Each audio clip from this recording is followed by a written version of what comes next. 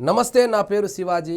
Welcome to our channel. ఎట్టకేలకు శ్రీవారే YV Subbareddy చేతిలో అది కల్తీ నెయ్యి అని చెప్పించాడు.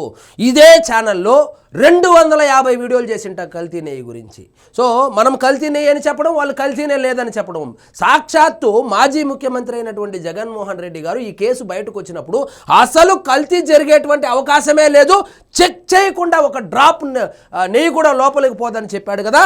ఇప్పుడు అప్పట్లో చైర్మన్గా ఉన్నటువంటి టీటీడీ చైర్మన్గా ఉన్నటువంటి వైవి సుబ్బారెడ్డి, జగన్మోహన్ రెడ్డి గారికి బాబాయ్ అయినటువంటి వైవి సుబ్బారెడ్డి, సూపర్ స్వామి అయినటువంటి మన వైవి సుబ్బారెడ్డి గారు ఏం చెప్పారో చూడండి. నెయ్యిలో వేరే పదార్థాల కల్తీ జరిగింది అంటే నెయ్యి కల్తీ జరిగింది అని చెప్పాడు. ఇక్కడ చూడండి, జంతు కొవ్వు కలవలేదని సిట్ చెప్పిందని ఇప్పుడు మళ్ళా మెలిక పెట్టాడు. కానీ నెయ్యిలో వేరే పదార్థాల కల్తీ జరిగిందని ఒప్పుకున్నాడు కదా.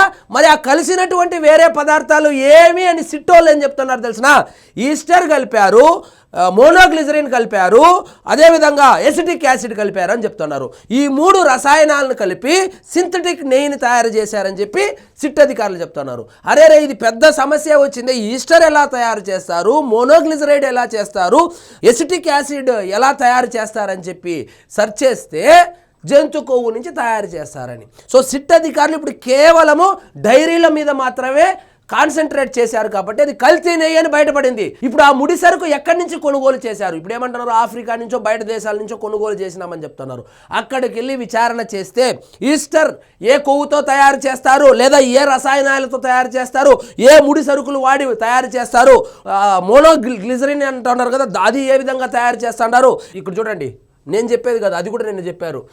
ఎసిటిక్ యాసిడ్ ఏ విధంగా తయారు చేస్తారు, ఈస్టర్స్ ఏ విధంగా తయారు చేస్తారు, మోనోగ్లిజరైడ్స్ ఏ విధంగా తయారు చేస్తారని కనుక ఇప్పుడు కనుక పట్టగలిగితే ఈ జంతు కొవ్వు కూడా నిజమని తేలబోతుంది. సో ప్రస్తుతానికైతే సగం కేసు ఒప్పుకున్నారు, సగం పాపం ఒప్పుకున్నారు, ఇంకా మిగిలిన సగం పాపం కూడా పండుతుంది. సాక్షాత్తు శ్రీవారే ఆయన నోటితో తెప్పించాడు నిన్న ఢిల్లీలో. చూడండి, తిరుమలకు సరఫరా అయిన నెయ్యిలో వేరే పదార్థాల కల్తీ జరిగింది కానీ జంతు కొవ్వు మాత్రం కలవలేదని ఒకటండి. ఇప్పుడు స్వతహాగా నేను కూడా హిందువు కాబట్టి ఇప్పుడు ఒక ప్రశ్న అడగాలి. వేరే పదార్థాలు కల్తీ జరుగుతూ ఉంటే చైర్మన్గా ఏమైనా పీకుతా ఉంటే అక్కడ ఈఓ ఏమైనా పీకుతా ఉన్నాడా, మీ ముఖ్యమంత్రి ఏమైనా పీకుతా ఉన్నాడా? అప్పటి ముఖ్యమంత్రి అంటే మీకు హిందూ దేవుళ్ళంటే భయం లేదు, హిందూ ధర్మం అంటే అసలు పట్టించుకోరు, హిందువుల మనోభావాలతో ఆడుకోవడమే మీకు పని. వేరే పదార్థాలు కలిసింది అని చెప్పి సాక్షాత్తు చైర్మన్గా చేసినటువంటి వ్యక్తి వచ్చి నిస్సిగ్గుగా వచ్చి చెప్తా ఉంటే హిందువులు తలకాయ ఎక్కడ పెట్టుకోవాలని అర్థమవుతా ఉందా రాజేంద్ర అన్నట్లు ఉంది ఇప్పుడు మా పరిస్థితి. వేరే పదార్థాలు కలిపింటే ఆ నెయ్యితో లడ్లు తయారు చేస్తా ఉంటే అప్పుడు నువ్వు చైర్మన్గా ఉంటే ఏం చేస్తా ఉన్నావు, మరి నీకెందుకు పదవి? దీనికి సమాధానం ఉండదు. సో చైర్మన్ అయినాడు, కల్తీ లడ్డుతో నెయ్యి తయారు చేస్తూ ఉంటే చూస్తా కూర్చున్నాడు. ఎందుకంటే ఆయనకు భక్తి లేదు, ఎందుకంటే ఆయన మొక్కడు కాబట్టి ఆయనకు భక్తి లేదు. కానీ జంతువుల కొవ్వు మాత్రం కలవలేదని ఛార్జ్ షీట్లో చెప్పిందని తిరుమల తిరుపతి దేవస్థానం మాజీ చైర్మన్ మళ్ళీ ఈయనకి రాజ్యసభ ఒకటి, ఎందుకంటే బాగా కల్తీ చేపించాడని రాజ్యసభ కూడా ఇచ్చాడు జగన్మోహన్ రెడ్డి గారు. రాజ్యసభ సభ్యుడు వైవి సుబ్బారెడ్డి పేర్కొన్నారు. రాష్ట్ర ప్రభుత్వం మాత్రం రకరకాలుగా మాట్లాడుతోందన్నారు. రాష్ట్ర ప్రభుత్వం రకరకాలుగా మాట్లాడుతూ ఉంది, ఫ్లెక్సీలు కొట్టి అక్కడ హోర్డింగ్లు పెడతా ఉందని చెప్తున్నావే వైవి సుబ్బారెడ్డి. సాక్షి పేపర్ రోజు చూస్తావు కదా, సాక్షి పేపర్లో ఏమని వేస్తా ఉన్నారు, అసలు నెయ్యే కల్తీ జరగలేదని అసత్య ప్రచారాలు చేస్తూ ఉన్నారు. అది కనబడలేదా నీకు? వాళ్ళు పెట్టినటువంటి ఫ్లెక్సీ మాత్రమే కనబడతా ఉందా?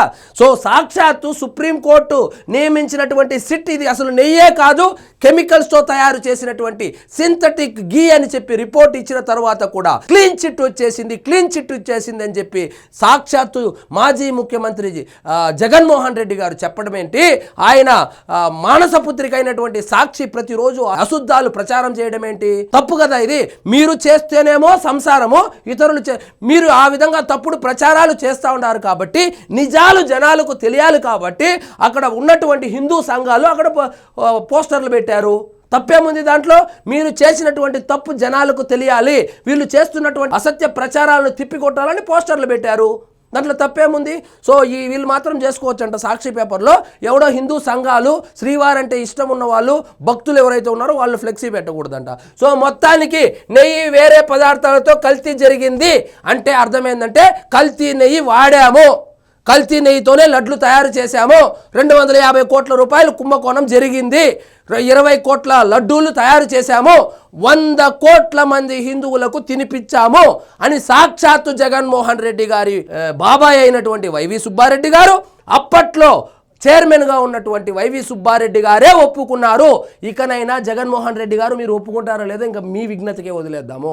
మీ బాబాయ్ గారే చెప్పేశారు అది కల్తీ నెయ్యి అని. మీరు వచ్చి క్లీన్ చిట్ వచ్చింది, మరి మీ బాబాయ్కి చెప్పలేకపోయావా క్లీన్ చిట్ వచ్చిందని? కాబట్టి సో మొత్తానికి కల్తీ నెయ్యి వాడాము అని చెప్పి ఇప్పుడు ఫైనల్గా ఇప్పుడు జనాలు ఏం ఎక్స్పెక్ట్ చేస్తున్నారంటే జగన్మోహన్ రెడ్డి గారు ఒక ప్రెస్ మీట్ పెట్టి అయ్యా తప్పైపోయింది, ఏదో జరగకూడనటువంటి అపచారం జరిగిపోయింది, నన్ను క్షమించండి అని చెప్పడం తప్పితే వేరే మార్గమే కనబడడం లేదు, అన్ని మార్గాలు మూసుకుపోయాయి.